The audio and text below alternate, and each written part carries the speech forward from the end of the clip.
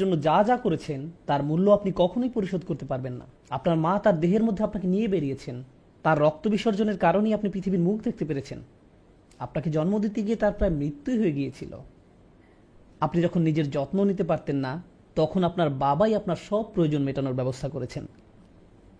আপনার থাকার জায়গা ছিল না, তিনিই সেই ব্যবস্থা করেছিলেন। আপনার পড়াশোনার ব্যবস্থা করেছিলেন। আবার আপনার মায়ের দেখভাল করার মাধ্যমেও আপনার বাবা আসলে আপনার প্রতি ইহসান করেছেন।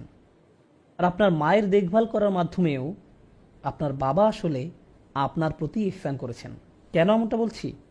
কারণ আল্লাহ যখন মূসা আলাইহিস সালামের প্রতি বর্ণনা করছিলেন ওয়ালাকাদ মানান্না আলাইকা মান্নাতান মাররাতান উখরা, সূরা তাহা, আমি তোমার প্রতি আরও একবার অনুগ্রহ করেছিলাম।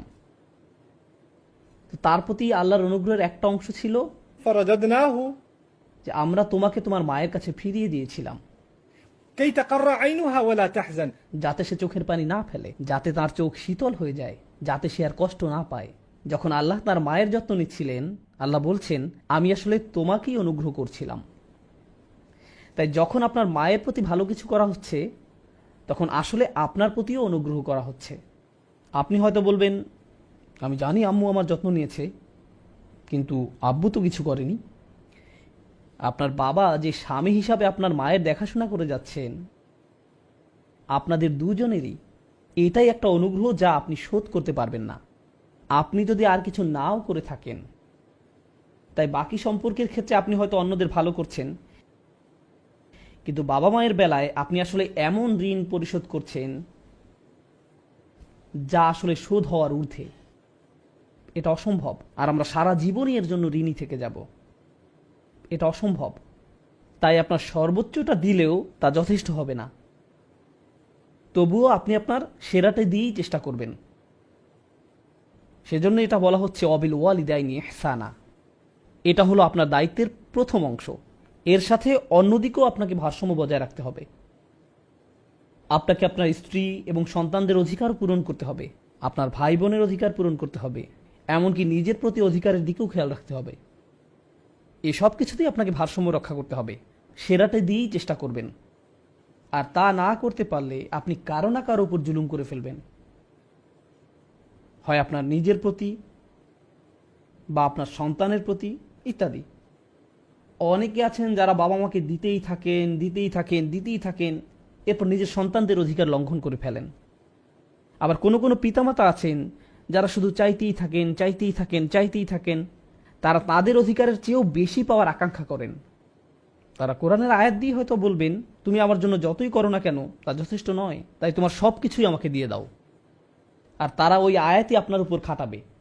তাদের প্রতি আল্লাহ ইহসান করতে বলেছেন, কিন্তু এই ইহসান সংজ্ঞা তারা নির্ধারণ করতে পারেন না। এই সূক্ষ্ম পয়েন্টটা বুঝুন। মা বাবার প্রতি আপনার অনেক দায়িত্ব রয়েছে, কিন্তু সেগুলো তারা ঠিক করতে পারেন না। এটা আল্লাহ নির্ধারণ করে দিয়েছেন। তারা যদি আপনার তদারকিতে থাকা কারো অধিকার হরণ করতে বলেন, যেমন কোনো কোনো অভিভাবক তাদের ছেলেকে বলে তার স্ত্রীকে নির্যাতন করতে, তার সাথে কথা বলা বন্ধ করতে, তারা বলতে পারেন তার স্ত্রীকে খুব সাধারণ অধিকারগুলো থেকেও বঞ্চিত করতে, কিন্তু আপনি এমনটা করতে পারেন না। যখন আপনি কোনো নারীকে বিয়ে করলেন, আপনি তখন তার ওয়ালি হিসাবে তাকে নিজের যত্নে রাখার প্রতিশ্রুতি দিয়েছিলেন। আপনি তাকে সুরক্ষিত রাখার অঙ্গীকার করেছিলেন, যে দায়িত্বটা এর আগে তার বাবার ছিল। যে কোনো মূল্যে তিনি তার মেয়েকে রক্ষা করতেন।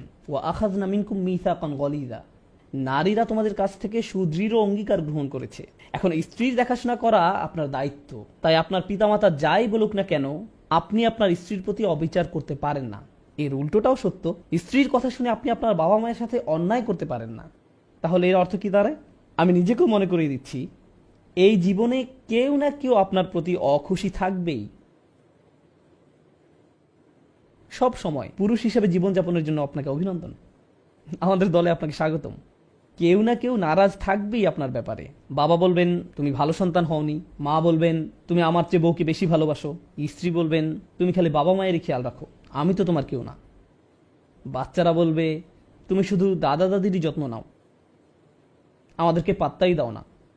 আবার বাবা মা বলবে তুমি শুধু বাচ্চাদেরকে নিয়েই পড়ে থাকো, আমরা তো এখন আবর্জনা।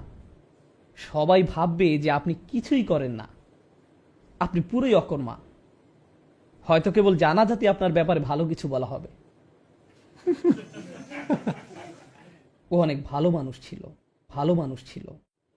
কোনো কোনো অভিভাবক দেখবেন সন্তান বেঁচে থাকা অবস্থায় ভালো কিছু বলবে না, কিন্তু মারা গেলে বলবে আমার ছেলেটা খুবই ভালো ছিল, অনেক যত্ন নিত আমাদের।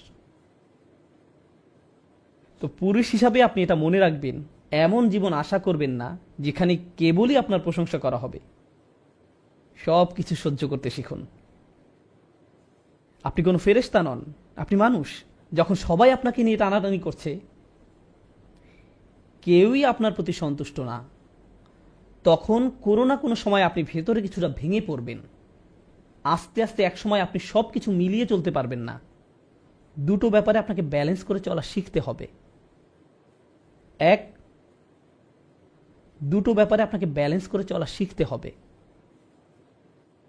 এক, আপনি রেগে মেগে বলে ফেলবেন আমি তো এমনিতেই সবাইকে খুশি করতে পারবো না, তাই আমি চেষ্টা করাই ছেড়ে দিয়েছি, সবাই গোল্লায় যাক। আবার অন্যদিকে হতে পারে আপনি সবাইকে খুশি রাখতে গিয়ে নিজের অবস্থাই খারাপ করে ফেললেন। সবাইকে খুশি রাখতে গিয়ে আপনার নিজের অবস্থায় যদি খারাপ হয়ে যায়, তাহলে তো আপনি অন্য কারো ভালো করতে পারবেন না। আপনি ভালো পিতা হয়ে চলতে পারবেন না, ভালো স্বামী বা সন্তান হিসেবে আপনার দায়িত্ব পালন করতে পারবেন না। নিজেকে হারিয়ে ফেললে অন্য কিছুই আর করতে পারবেন না। অনেক সময় সম্পর্কগুলো ধরে রাখার সময় আমরা পুরুষরা অবমাননা করে ফেলি। হয়তো আমরা অন্যদের অধিকারগুলো দিচ্ছি না, আবার মাঝে মাঝে যারা আমাদের উপর নির্ভরশীল তারাই আমাদের সম্পর্কের অবমাননা করে বসে, তারা আমাদের সাথে অন্যায় করে ফেলে। নিজের অধিকারের ক্ষেত্রে আপনাকেই সেই দাগটা টানতে হবে, নিজ থেকেই সেই অধিকারগুলো চাইতে হবে। একই সাথে খেয়াল রাখতে হবে যেন আপনি অন্যের উপর জুলুম না করেন। আমরা এমন সমাজে বাস করছি যেখানে ধরে নেওয়া হয় কোনো খারাপ কিছু ঘটলে তার জন্য পুরুষই দায়ী। সবসময় পুরুষই দায়ী না। কোরআনের বর্ণনায় অনেক বিশৃঙ্খলার কারণ পুরুষ, আবার অনেক ক্ষেত্রে নারী। মানুষেরাই বিশৃঙ্খলাকারী। মানুষের মাঝেই লোভ আছে, সে বেশি পেতে চায়, সে কখনো সন্তুষ্ট হয় না।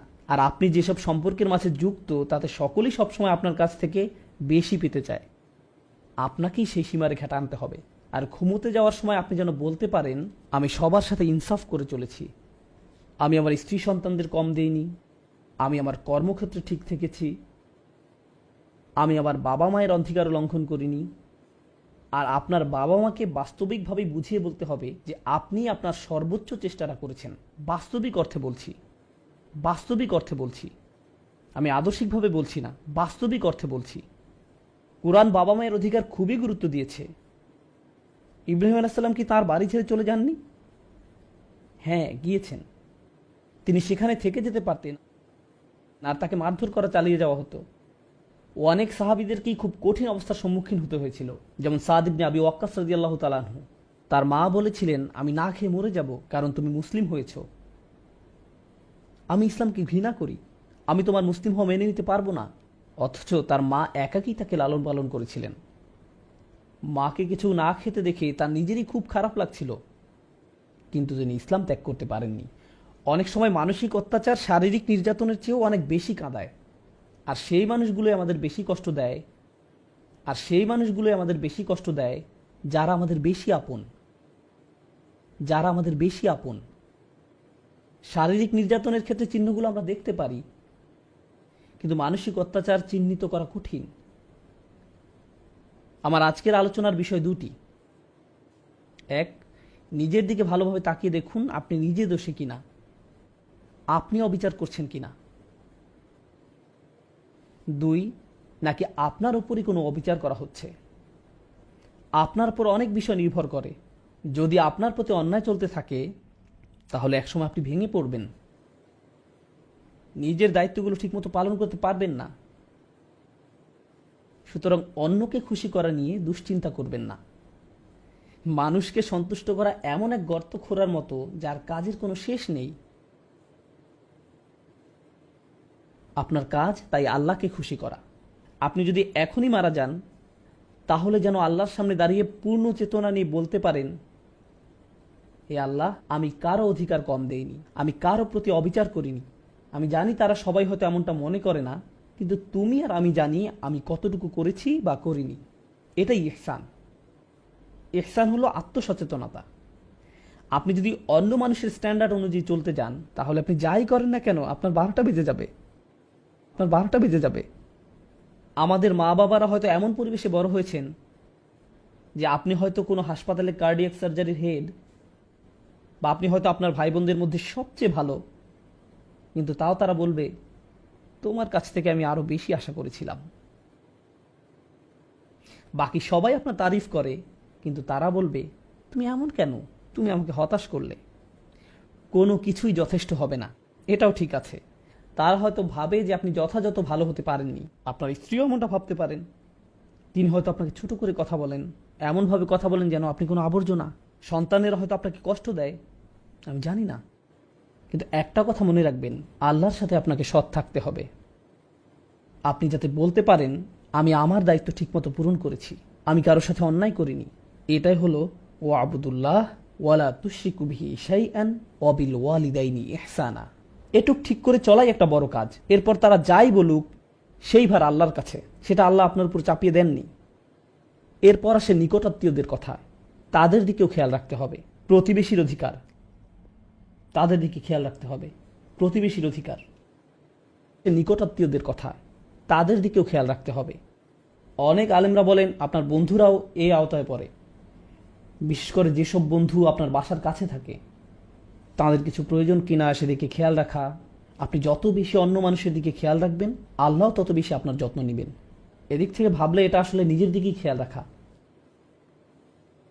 আপনি যদি নিজ থেকে এগিয়ে অন্যের খবর নেন, তাদের সাহায্য করেন, আল্লাহ তাহলে আপনাকে অনেক সমস্যা মিটিয়ে দেবেন। এমনকি যাতায়াতের ক্ষেত্রেও, আপনি হয়তো ট্রেনে, প্লেনে বা বাসে কোথাও যাচ্ছেন, আর আপনার পাশে একজন বসে আছেন, হয়তো কোনো ডাক্তারের অফিস বা এয়ারপোর্টের লবিতে কারোর সাথে বসে আছেন, তাদের প্রতি ইহসান দেখান, সুন্দর ব্যবহার করুন। ইহসানের আয়াতটা আসলেই এত চমৎকার। আপনি যদি হাইওয়েতে যাতায়াত করেন, তাহলে আপনার পাশে চলা গাড়ির চালক আপনার প্রতিবেশীর মতো। তাই যদি তাকে কোনো ইঙ্গিত না দিয়ে হুট করে মোড় ঘুরিয়ে নেন, তাহলে সেটাও আয়াতটির অবমাননা হবে। আপনি তার প্রতি ইহসান করলেন না, তাকে বিচ্ছিন্ন করে দিলেন। যেমন কেউ গাড়ি পার্ক করতে যাচ্ছে আর আপনি মাঝখান দিয়ে, কারণ আপনার হয়তো জুমার নামাজ ধরতে হবে, কিন্তু এতে করে আপনি আপনার প্রতিবেশীর প্রতি ইহসান নষ্ট করলেন। ইহসান হলো তার প্রতি দয়া দেখানো, ভালো ব্যবহার করা। তো এই ভালো ব্যবহার দেখানোটা পরিবারের মধ্য থেকে শুরু হয়ে বাইরের দিকে বিস্তার করবে। এই আয়াতের ব্যাপারে এটা বলে আমি শেষ করতে চাই, প্রথমত আল্লাহর সাথে ন্যূনতম একটা সম্পর্ক ধরে রাখা, এরপর আসে আপনার মা বাবা, তারপর নিকটাত্মীয় আর প্রতিবেশীদের অধিকার। এটা আসলে কি বোঝায়? আপনার হৃদয়ের সাথে যেই সম্পর্কটা সবচেয়ে বেশি জড়িত, সেটার গুরুত্ব সবার আগে, এরপর বাকি মানব সম্পর্কগুলো, যার মধ্যে প্রথমে আসে আপনার মা বাবা, তারপর নিকটাত্মীয়, স্ত্রী সন্তান, এরা সবাই এর অন্তর্ভুক্ত। এরপর এটা বাইরের দিকে আরো বিস্তৃত হবে। কিন্তু দুর্ভাগ্যজনকভাবে এর উল্টোটাও দেখা যায়। সমাজে আপনি কাউকে দেখতে পান যিনি অনেক ভালো, অন্যদের সাথে ভালো আচরণ করেন, সালাম বিনিময় করেন, খুবই ভালো লোক, কিন্তু যখন তিনি বাসার দরজা লাগান, তারপর তিনি ফেরাউনের মতো হয়ে যান। আপনি তাকে চিনতেই পারবেন না। ওনার কি হলো? তার কণ্ঠ বদলে যায়, মেজাজ নষ্ট হয়ে যায়, মনে হয় তিনি যেন অন্য কেউ। আল্লাহ আমাদের এই সম্পর্কের সিরিয়ালটা দিলেন, কারণ বাইরের সবার সাথে ভালো ব্যবহার করে কোনো লাভ নেই যদি আপনি মা বাবার সাথে ভালো ব্যবহার না করেন, কিংবা আপনার স্ত্রী বা সন্তানদের সাথে ভালো ব্যবহার না করেন। প্রথমে যদি এটাই না করতে পারেন, তাহলে বাইরে যা দেখান তার পুরোটাই আপনার মিথ্যা, এর কোনো মূল্য থাকবে না। এজন্য এই আয়াতটা নিয়ে বাস্তবতার প্রেক্ষিতে কথা বলতে চেয়েছিলাম। আমি বুঝি যে পুরুষরা অনেক চাপের মধ্যে থাকেন, কিন্তু যদি আপনার দায়িত্বগুলো ভালোভাবে পালন করে যেতে চান, তাহলে অবশ্যই আপনার নিজের প্রাথমিক অধিকারগুলো নিশ্চিত করতে হবে। কারণ এটা একজন মানুষের চাহিদাও বটে। যেমন যদি আপনার সন্তান আপনাকে সম্মান না করে, ন্যূনতম সম্মানটাও না দেখায়, আপনাকে সালামও না দেয়, এটা আপনার ভিতরে চিবিয়ে খাবে। আপনি কষ্ট পাবেন, আপনি বুঝতে পারবেন না এটা আপনার অন্যান্য কাজে, অন্যদের সাথে কিভাবে কথা বলছেন তাতেও প্রভাব ফেলছে, মানসিক এবং আধ্যাত্মিকভাবে প্রভাবিত করবে। তাই এই সম্পর্কগুলোর যত্ন নিন, অন্যের প্রতি দায়িত্ব পালনের দিকে খেয়াল রাখুন, তার পাশাপাশি নিজের অধিকারগুলোও চাইতে শিখুন, কিন্তু সতর্ক থাকবেন যেন কোনো ক্ষেত্রে সীমালঙ্ঘন না হয়ে যায়। আল্লাহ যেন আমাদেরকে ভারসাম্যপূর্ণ মানুষ বানিয়ে দেন। বারাকাল্লাহু লি ওয়া লাকুম। আসসালামু আলাইকুম ওয়া রাহমাতুল্লাহ। শেয়ার করা সূরাটি হলো সূরাতুল আরাফ। সূরাতুল আরাফের শুরুর দিকে আল্লাহ আযজা ওয়া জাল্লা আদম আলাইহিস সালামের ঘটনা তুলে ধরেন। এই ঘটনার কিছু কিছু বিবরণ কোরআনের বেশ কয়েক জায়গায় পাওয়া যায়, সর্বমোট 7 জায়গায়। প্রতিবার ঘটনার নতুন কিছু দিক তুলে ধরা হয়েছে। সুতরাং এটা ঘটনার পুনরাবৃত্তি নয়, বরং একই ঘটনার ভিন্ন ভিন্ন দৃষ্টিভঙ্গি। তাই সূরাতুল আরাফে ঘটনাটির নির্দিষ্ট একটি দৃষ্টিভঙ্গি বর্ণনা করা হয়েছে। এখান থেকে যে শিক্ষা আমরা লাভ করব তা একেবারে অনন্য। এই শিক্ষা বাকারায় পাবেন না, পরের দিকের সূরা সফফাত বা অন্য কোনো সূরায় পাবেন না। এটা কোরআন অধ্যয়নের মূলনীতির অংশ। হয়তো কেউ বলতে পারেন, আমি তো নবীদের ঘটনা জানি, আমি ইতিমধ্যে আদম আলাইহিস সালামের ঘটনা জানি বা মূসা আলাইহিস সালামের ঘটনা প্রভৃতি জানি। প্রকৃতপক্ষে প্রতিবার আল্লাহ যখন কোনো ঘটনা বর্ণনা করেন, তিনি আসলে আপনাকে ভিন্ন ভিন্ন কিছু পাঠ শিক্ষা দিচ্ছেন এবং পৃথক পৃথক প্রজ্ঞা শিক্ষা দিচ্ছেন। আজকে আপনাদের জন্য সে প্রজ্ঞাগুলোর একটির উপর গুরুত্ব দেব, আর তা হল শুরু থেকে আল্লাহ কিভাবে মানবজাতির সৃষ্টি নিয়ে কথা বলেছেন। খুতবার শুরুতে আমি আয়াতটি তেলাওয়াত করেছি। আল্লাহ আযজা ওয়া জাল্লা বলেন, ক্বাদ খালাকনাকুম, আমি তোমাদেরকে সৃষ্টি করেছি, সুম্মা সাওয়ারনাকুম, অধিকন্তু আমি শুধু তোমাদের সৃষ্টি করিনি, আমি তোমাদের রূপ প্রদান করেছি। আকাশসমূহ এবং পৃথিবী সৃষ্টি করেছেন, আল্লাহ পর্বত সৃষ্টি করেছেন, আল্লাহ সৃষ্টি করেছেন অনিন্দ সুন্দর ঝর্ণাধারা, আল্লাহ সৃষ্টি করেছেন সম্প্রসারিত মহাবিশ্ব, আল্লাহ সৃষ্টি করেছেন ঝিকমিক করা তুষারকণা, বরফকণা। আল্লাহর সৃষ্টি সবকিছুতেই আছে মন করা সৌন্দর্য।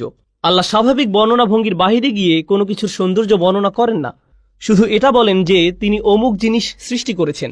কিন্তু যখন আমাদের কথা আসে, তিনি বলেন তিনি শুধু আমাদের সৃষ্টি করেননি, অধিকন্তু তিনি আমাদের রূপ দান করেছেন, আমাদেরকে তিনি শৈল্পিক নিপুণতায় তৈরি করেছেন। রূপ দান করার ব্যাপারটা হলো আরবি ভাষায় তাসভির, অর্থ হলো ছবি। আরবিতে অবশ্য এর জন্য ব্যবহৃত শব্দ হলো সূরা, কিন্তু তাসভির মানে শৈল্পিক সৌন্দর্য দিয়ে কোনো কিছু রূপ দান করা।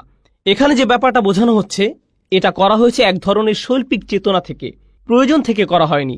যদি প্রয়োজন থেকে কিছু তৈরি করতে হতো, বাল খালাকতাহু, কিন্তু কোনো কিছু তৈরি করার পর যদি আপনি একে সাজাতে চান, নিখুঁত করতে চান, তখন পরবর্তী পদক্ষেপ নিয়ে আপনি এর তাসভির করেন, আপনি এর সুন্দর রূপ দান করেন। আল্লাহ আযজা ওয়া জাল্লা বর্ণনা করেন, মানুষকে সুন্দর আকৃতি দান করা হয়েছে। কুরআনের অন্য স্থানে আল্লাহ এর মূল শব্দ হুসন ব্যবহার করেছেন। অতএব আল্লাহ আযজা ওয়া জাল্লা বলেন, লাকাদ খালাকনাল ইনসানা ফি আহসানি তাকওয়িম, সূরা ৩ এর বিখ্যাত আয়াত। অবশ্যই আমি মানুষকে সৃষ্টি করেছি সর্বোত্তম গঠনে, সুন্দরতম আকার আকৃতি দিয়ে। আল্লাহ আযজা ওয়া জাল্লা বলেন সূরা মুমিনে, খালাকাকুম ফা আহসানা সুওয়ারাকুম সাওয়ারাকুম ফা আহসানা সুওয়ারাকুম, আর তিনি তোমাদেরকে আকৃতি দিয়েছেন, অতঃপর তোমাদের আকৃতিকে সুন্দর করেছেন। তিনি এখানে পরবর্তী পদক্ষেপের কথা বলছেন, যা নিজেই সুন্দর। তিনি এর সাথে আরেক ধাপ সৌন্দর্য যোগ করলেন, কারণ আল্লাহ আযজা ওয়া জাল্লা কোরআনে বিশেষ মনোযোগ আকর্ষণ করেছেন মানুষের সৌন্দর্য এবং আকর্ষণীয়তার প্রতি। মানুষ আকর্ষণীয় এক সৃষ্টি, মানুষ আল্লাহর অনিন্দ সুন্দর এক সৃষ্টি, আর এটি মানব জাতির জন্য খুবই শক্তিশালী একটি দিক। বস্তুত আজকের বিশ্বে মানুষের সৌন্দর্যকে ঘিরে যে ইন্ডাস্ট্রি গড়ে উঠেছে, তার সবচেয়ে বেশি লাভজনক ইন্ডাস্ট্রির মাঝে অন্যতম। কসমেটিক ইন্ডাস্ট্রি থেকে শুরু করে ফ্যাশন ইন্ডাস্ট্রি, পোশাক শিল্প, ফিল্ম ইন্ডাস্ট্রি, সবকিছুতে সৌন্দর্যকে পুঁজি করে তারা ব্যবসা করে। কিসের ভিত্তিতে তারা অভিনেতা, অভিনেত্রী, মডেল ইত্যাদি নির্বাচন করে? এমনকি কিছু কিছু নোংরা শিল্পেও তারা এই ধারণাকে কাজে লাগায় যে মানুষ সহজাতভাবেই সুন্দর এবং নিজেরা অন্য মানুষের সৌন্দর্যের প্রতি আকর্ষিত। তারা এটাকে পুঁজি করে ব্যবসা করে এবং অগণিত টাকা পয়সা উপার্জন করে। অতএব এটি খুবই শক্তিশালী একটা জিনিস, যা আল্লাহ মানব জাতিকে দিয়ে অলঙ্কৃত করেছেন, নারী পুরুষ সবাইকে দিয়েছেন। এখন এটা বলার পর আমি আপনাদেরকে বলেছিলাম এই খুতবা আদম আলাইহিস সালামের ঘটনা নিয়ে। আমি মনে করি এখানে উপবিষ্ট সবাই ঘটনাটি জানেন, বা অন্তত এই ঘটনার কিছুটা বিস্তারিত বিবরণ আপনাদের সবার জানা আছে। জান্নাতে আমাদের পিতামাতাকে একমাত্র যে নির্দেশটি প্রদান করা হয়েছিল, এই গাছের নিকটেও যেও না, লা তাকরাবু হাযিহি শাজারা, তোমরা দুজনে এই গাছ থেকে দূরে থাকো। এটাই ছিল একমাত্র নির্দেশ। যদি কোরআনের টেক্সট ভালোভাবে খেয়াল না করেন, তাহলে আপনার মনে হবে শয়তানের লক্ষ্য ছিল আমাদের পিতামাতাকে ওই গাছের ফল আহার করানো, আমাদের পিতামাতাকে ওই গাছের ফল আহার করানো, এটাই ছিল তার লক্ষ্য। আল্লাহ আযজা ওয়া জাল্লা এটাকে শয়তানের লক্ষ্য হিসেবে বর্ণনা করেননি। এটা আমার আশা ছিল আমি আশা করেছিলাম শয়তানের উদ্দেশ্য ছিল, আল্লাহ বলেছেন এই গাছের নিকটেও যেও না, আর শয়তানের লক্ষ্য হবে তাদেরকে গাছের নিকটবর্তী করা। সূরা বাকারায় আল্লাহ বলছেন, আযাল্লাহুমা শাইতান, শয়তান তাদের পদস্খলন ঘটালো, শয়তান তাদের উভয়ের দ্বারা সামান্য ভুল করালো। আমরা এখনো জানি না সে পদস্খলনটি আসলে কি, কিন্তু সূরাতুল আরাফে আল্লাহ শুধু আমাদের বলেননি শয়তান কি করেছে, আল্লাহ আমাদেরকে তার উদ্দেশ্যের কথাও বলেছেন। তো কেন সে তাদেরকে গাছের নিকটবর্তী করতে চেয়েছিল? গাছ থেকে নিষিদ্ধ ফল আহার করানোই কি তার লক্ষ্য ছিল, নাকি তার মাথায় আরো অন্য কোনো উদ্দেশ্য ছিল যা মানব জাতিকে ধ্বংস করে ছাড়বে? আমাদেরকে একটি ব্যাপার বুঝতে হবে। এমনকি দিন শেষে আদম আলাইহিসসালামকে একটি নির্দিষ্ট গাছ সম্পর্কে বলা হলো, এই গাছের ফল তোমার জন্য হারাম, এই গাছের ফল খাওয়া তোমার জন্য নিষিদ্ধ। তিনি এবং আমাদের মা সেই ঐতিহাসিক ভুলটি করলেন এবং আমরা সেই গাছের ফল আহার করলাম। কিন্তু ব্যাপারটি নিয়ে যদি যৌক্তিক দৃষ্টিতে চিন্তা করেন, আমরা জীবনে অসংখ্য ভুল করি, আর মানুষ এই দুনিয়াতে আসার পর মারাত্মক সব অপরাধ করে থাকে। মানুষ খুন করে, ধর্ষণ করে, লুটতরাজ চালায়, ডাকাতি করে, চুরি করে, অন্য দেশে আক্রমণ চালায়, অন্য মানুষের সম্পদ দখল করে নেয়, অন্যদের প্রাপ্য অধিকার থেকে বঞ্চিত করে। এখন যদি এই সমস্ত অপরাধকে একটি গাছের ফল খাওয়ার অপরাধের সাথে তুলনা করেন, এটাকে তেমন কোনো বড় অপরাধ বলে মনে হবে না। এমনকি কোরআনেও আল্লাহ বলছেন, আযাল্লাহুমা, সে তাদের পদস্খলন ঘটালো, সে তাদের দ্বারা সামান্য ভুল করালো। আপনার মনে হতে পারে এটা তো মানবজাতির ইতিহাসের সবচেয়ে বড় ভুল, আর আল্লাহ আয্যা ওয়া জাল্লা এর মাত্রা কমিয়ে একে সামান্য ভুল বলে আখ্যায়িত করলেন। কিন্তু শয়তান এখানে শুধু ফল খাওয়ার চেয়েও বড় কিছু দেখল, শুধু গাছের নিকটবর্তী হওয়ার চেয়েও সে এখানে বড় কিছু দেখল। তার ছিল খুব নির্দিষ্ট একটি উদ্দেশ্য। এই ব্যাপারটার উপরই আজকে গুরুত্ব দিতে চাই। আমার খুতবার প্রথম অংশ এই অংশের সাথে সম্পর্কহীন মনে হতে পারে। প্রথম অংশে আমি বলেছি আল্লাহ মানুষকে খুব সুন্দর অবয়বে সৃষ্টি করেছেন, আকর্ষণীয় করে তৈরি করেছেন। এখন শুনুন আল্লাহ আয্যা ওয়া জাল্লা শয়তানের মনের ভেতর থেকে কি বর্ণনা করছেন। ফাওয়াসওয়াসা লাহুমাশ শাইতান, শয়তান অবিরত তাদের কুমন্ত্রণা দিল এবং দূরে সরে গেল। ওয়াসওয়াসা মানে হামাসা ওয়া গাবা, সে তাদের কাছে যেত, কুমন্ত্রণা দিত এবং অদৃশ্য হয়ে যেত, এরপর আবার কুমন্ত্রণা দিত এবং আবার অদৃশ্য হয়ে যেত। ক্রমাগত কারো কাছে একই বার্তা বারবার প্রচার করা, যতক্ষণ না সে তা গ্রহণ করে নেয়। প্রোপাগান্ডা এভাবেই কাজ করে। আপনাদের কি মনে হয় কেন তারা একই অ্যাড বারবার প্রচার করে, যেন আপনার তা একেবারে মুখস্থ হয়ে যায়? যদি ওয়াসওয়াসা বারবার দেয়া না হয় তবে এটি আপনার চিন্তার অংশ হবে না। কোকের একটি বিজ্ঞাপন 10-15 বার দেখার পর হঠাৎ করে আপনার ইফতারিতে কোকের প্রয়োজন হয়। ভাবছেন কিরে, কোকের চিন্তা কোত্থেকে মাথায় এলো? তাহলে ওয়াসওয়াসা মানে মনের মধ্যে কোনো কিছুর ধারণা বারবার প্রবেশ করিয়ে দেয়া। এখন তার উদ্দেশ্য কি ছিল? আল্লাহ বলেন, লিয়ুবদিয়া লাহুমা মা উরিয়া আনহুমা মিন সাওআতিহিমা। তিনি এখানে গাছের কথা উল্লেখ করেনি। শয়তান তাদের বারবার কুমন্ত্রণা দিতে লাগলো। এই অংশটা মনোযোগ দিয়ে শুনুন। তাদের কুৎসিত অংশ থেকে যা ঢাকা ছিল, যাতে সে তাদের জন্য তা প্রকাশ করে দেয়, অর্থাৎ তাদের উলঙ্গ শরীর। এখন এই অংশটি বোঝা একটু কঠিন, কারণ ঠিক কয়েক মুহূর্ত আগে একই সূরার আরেকটি আয়াতে আল্লাহ বলেন তিনি আমাদেরকে কেমন করে সৃষ্টি করেছেন? সুন্দর রূপে। এখন আল্লাহ বলছেন শয়তান চেয়েছিল আমাদের পিতামাতা যেন কুৎসিত রূপে একে অপরের নিকট প্রকাশিত হয়ে পড়ে, অর্থাৎ উলঙ্গ অবস্থায়। সে চেয়েছিল তাদের নিকট থেকে তাদের জামা কাপড় খুলে ফেলতে। এটাই ছিল তার লক্ষ্য। এখানে দুটি প্রশ্ন দেখা দেয়। প্রথমত, আল্লাহ কেন বলেননি যে শয়তান তাদেরকে গাছের ফল আহার করাতে চেয়েছিল? আর দ্বিতীয়ত, হঠাৎ করে কেন যে শরীর আল্লাহ সুন্দর আকৃতিতে সৃষ্টি করেছেন এখন সেটা কুৎসিত? আল্লাহ কোন কারণে এই কথা বলছেন? এই সমস্যাটি মানব জাতিকে, বিশেষ করে ঈমানদারদের অবশ্যই বুঝতে হবে। আল্লাহ আয্যা ওয়া জাল্লা এই শরীরকে সুন্দর করে সৃষ্টি করেছেন। প্রকৃতপক্ষে একজন পুরুষের কাছে সবচেয়ে আকর্ষণীয় বিষয় হলো একজন নারী। আল্লাহ আয্যা ওয়া জাল্লা এই শরীরকে সুন্দর করে সৃষ্টি করেছেন। যুয়্যিনা লিন-নাসি হুব্বুশ শাহাওয়াতি মিনান নিসা, মানুষের কাছে সবচেয়ে বেশি সুশোভিত করা হয়েছে নারী। এটি খুবই প্রভাব বিস্তারকারী শক্তি। এটি এতই শক্তিশালী যে কোরআনে গাছটির জন্য যে ভাষা ব্যবহার করা হয়েছে সেই একই ভাষা ব্যভিচারের জন্য ব্যবহার করা হয়েছে। লা তাকরাবু হাযিহিশ শাজারা লা তাকরাবুজ জিনা লা তাকরাবুল ফাওয়াহিশ। ব্যভিচারের কাছেও যেও না, কোনো নারীর সাথে অবৈধ সম্পর্ক করার কাছেও যেও না, কোনো ধরনের নির্লজ্জতা এবং বেহায়াপনার ধারে কাছেও যেও না। অতএব এটি খুবই ভয়ঙ্কর। আর এটা এমন কিছু ঠিক গাছের নিকটবর্তী হওয়ার মতো, কাছে গেলেই এটা আপনাকে টেনে ধরবে।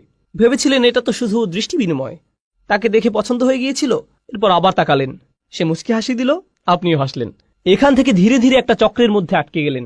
এরপর সবকিছু সীমার বাহিরে চলে গেল। কিছু বুঝে ওঠার আগেই এমন কিছুতে আটকে গেলেন, বুঝতেও পারছেন না কিভাবে বের হবেন।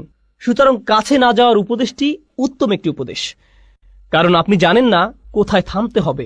কিছু দূর অগ্রসর হওয়ার পর আর থামতে পারেন না। তো আল্লাহ আজ্জা জাল্লা বর্ণনা করেন, যখন মানুষ আল্লাহর অনুমোদিত পথের বাহিরে গিয়ে একে অন্যের নিকট লজ্জাস্থান প্রকাশ করে দেয়, এটাই তখন চূড়ান্ত কদর্যতা, এটাই তখন মানুষের চূড়ান্ত কুৎসিত রূপ। পুরুষ এবং নারীর সুন্দর একটি ভালোবাসার সম্পর্ক থাকার কথা। আল্লাহ আমাদের সুন্দর করে সৃষ্টি করেছেন যেন আমরা একে অন্যের প্রতি আকৃষ্ট হই। এরপর তিনি একটি ব্যবস্থাপনা তৈরি করলেন যার মাধ্যমে এই সম্পর্কটি বৈধতা পাবে। বিয়ের মাধ্যমে এই সম্পর্কটি বৈধতা পাবে। মানুষ যখন বিপরীত লিঙ্গের প্রতি আকর্ষণের কারণে এই সম্পর্কটি স্থাপন করতে চায়, কিন্তু এমন পন্থায় যা আল্লাহর নিকট অনুমোদিত নয়, তখন সে একই সম্পর্কটি যা সৌন্দর্যের কারণে তৈরি হয়েছিল, আকর্ষণের কারণে তৈরি হয়েছিল, সেই একই সম্পর্কটি তখন কুৎসিত রূপ ধারণ করে। আর এটা শুধু শারীরিক কদর্যতা নয়। কেউ এটা শোনার পর ভাবতে পারে, আমার একটা মেয়ে বন্ধু আছে, সে সুন্দর, আমি বুঝতে পারছি না কিভাবে সে কুৎসিত হয়ে গেল কুরআন নাজিল হওয়ার পর। আমি এটা নিয়ে কথা বলছি না। আপনার ভেতরে এক ধরনের কদর্যতা আছে। আপনার ভেতরের ভালো সত্তাটি ধীরে ধীরে মৃত্যুর দিকে ধাবিত হয়। তখন মানুষকে শুধু শারীরিক দিক থেকে সুন্দর করে সৃষ্টি করা হয়নি, মানুষকে চরিত্রের দিক থেকে সুন্দর করে সৃষ্টি করা হয়েছে। আর আপনি যখন অবৈধ একটি সম্পর্কে জড়িয়ে পড়েন, তখন আপনার ভেতরে যে সৌন্দর্যগুলো ছিল, আল্লাহ আপনাকে যে সৌন্দর্যগুলো দান করেছিলেন, তার থেকে কিছু কিছু তখন আপনার কাছ থেকে পালাতে শুরু করে।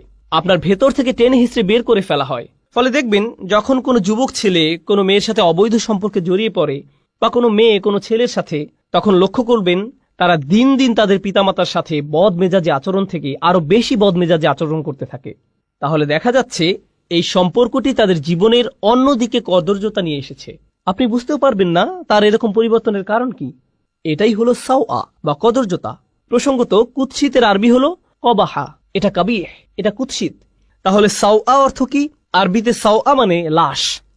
লাশ দেখা মানুষের দৃষ্টিতে খুবই অস্বস্তিকর এবং কদর্য। এর দুর্গন্ধ, আকৃতি, গলে পচে যাওয়া মাংস, চামড়া, এর সর্বোচ্চ পোকামাকড়, এর সবকিছুই আমাদের চিন্তায় খুবই অসহ্য। এই চিত্রটি আল্লাহ আজ্জা জাল্লা তুলে ধরেছেন। অন্য কথায়, আপনার শরীর জীবনী শক্তিতে পরিপূর্ণ, কিন্তু আপনার আত্মার মৃত্যু ঘটেছে। আপনার আত্মা একটি লাশে পরিণত হয়েছে। লিউবদি আলাহুমা মা উরিয়া আনহুমা মিন সাওআতিহিমা। শয়তান তাদের লজ্জাস্থান প্রকাশ করে দিতে চেয়েছিল, কুৎসিত অবস্থা। সে তাদের ভালো দিক দূর করে দিতে চেয়েছিল। প্রসঙ্গত, এই সম্পর্কে আরেকটি ব্যাপার উপলব্ধি করা গুরুত্বপূর্ণ। আল্লাহ আজ্জা জাল্লা মানব জাতিকে ফেরেশতাদের চেয়েও উত্তম মর্যাদা দিয়েছেন। ইবলিসের চেয়েও তিনি মানুষকে উত্তম মর্যাদা দিয়েছেন। আর শুধু একটি জিনিসের কারণে মানুষ এই উত্তম মর্যাদা লাভ করেছে। ওয়ানাফাখতু ফীহি মির রূহি ফাকাউ লাহু সাজিদিন। আল্লাহ যখন মানুষের ভেতরে রূহ ফুঁকে দিলেন, শরীরকে সুন্দর করে সৃষ্টি করা হয়েছে, কিন্তু যে রূহ আল্লাহ মানুষের ভেতরে ফুঁকে দিয়েছেন, যে আত্মা আল্লাহ আপনার ভেতরে ফুঁকে দিয়েছেন, যে ভালো গুণগুলো তিনি আপনাকে দিয়েছেন, সেটাই আপনাকে বেশি সৌন্দর্যমণ্ডিত করেছে আল্লাহর যে কোনো সৃষ্টির চেয়ে। সেটাই আপনাকে অন্যদের থেকে পৃথক করেছে। শয়তান এটা জানে, আর তাই সে মানুষের শারীরিক সৌন্দর্যকে কাজে লাগিয়ে তাদের আত্মিক সৌন্দর্যকে কুৎসিত করতে চাইবে। এটাই তার লক্ষ্য। এখন এটা বলার পর সে কিভাবে আমাদের পিতামাতাকে রাজি করালো, এটা লম্বা একটা ঘটনা। আমি তার একটি সংক্ষিপ্ত রূপ আপনাদের সামনে উপস্থাপন করছি। সংক্ষিপ্ত ভাষণটি হলো, সে আদম এবং হাওয়া আলাইহিসসালামকে বলেছিল, শোনো, তোমাদের সৃষ্টি করা হয়েছে পৃথিবীর জন্য। ইন্নী জাইলুন ফিল আরদি খলিফা। আল্লাহর সিদ্ধান্ত হলো তোমাদের দুনিয়ার জন্য সৃষ্টি করা হয়েছে। তোমাদের জান্নাত থেকে দুনিয়াতে স্থানান্তর করা হবে যে কোনো মুহূর্তে। জান্নাত ছেড়ে পৃথিবীতে কে যেতে চায়? এখন শোনো, শুধু ফেরেশতারা এখানে থাকতে পারবে। সরি, তোমরা ফেরেশতা নও। অথবা তোমাদের জন্য আরেকটি উপায় আছে। যদি তোমরা জান্নাতের পার্মানেন্ট রেসিডেন্ট কার্ড বা গ্রিন কার্ড পেতে চাও, এটাই তোমাদের একমাত্র বিকল্প উপায়। অতএব ফেরেশতা হওয়ার একমাত্র উপায় হলো, বা জান্নাতের চিরস্থায়ী অধিবাসী হওয়ার একমাত্র উপায় হলো, তোমাদেরকে ওই গাছের ফল খেতে হবে। এটাই একমাত্র উপায়। তো সে বলল, আনতাকুনা মালাকাইনি আও তাকুনা মিনাল খালিদিন। এই গাছ থেকে আহার করো, হয় তোমরা ফেরেশতা হয়ে যাবে, নতুবা জান্নাতের চিরস্থায়ী অধিবাসী হয়ে যাবে। এজন্যই আমাদের পিতামাতা ভুলটি করেছিলেন। এখন এই ভুল করার পর কি ঘটল? আল্লাহ বর্ণনা করছেন, ফাদাল্লাহুমা বিগুরুর এই আয়াতটি ভালোভাবে বোঝা খুবই গুরুত্বপূর্ণ। তিনি বলেন সে তাদের পদস্খলিত করল ধীরে ধীরে। দাল্লাহুমা, আরবি শব্দ দাল্লা এসেছে দালউন থেকে, যার অর্থ বালতি। আগের দিনে বালতি ব্যবহার করা হতো কূপ থেকে পানি তোলার কাজে। একটি বালতি দড়ি দিয়ে বেঁধে কূপের ভিতরে ফেলতো, তারপর টেনে টেনে তুলতো। এর নাম হলো আদলা দালওয়াহু। এর নাম হলো আদলা দালওয়াহু। বালতি কি সাথে সাথে উপরে উঠে আসে নাকি সময় লাগে? সময় লাগে। এটি একটি ধীর প্রক্রিয়া, আর প্রক্রিয়াটি যদি মাত্রাতিরিক্ত ধীর গতির হয় তখন আপনি আদলা দালওয়াহু বলেন না, বলেন দাল্লা দালওয়াহু। এটা অতিরিক্ত লম্বা সময় নেয়।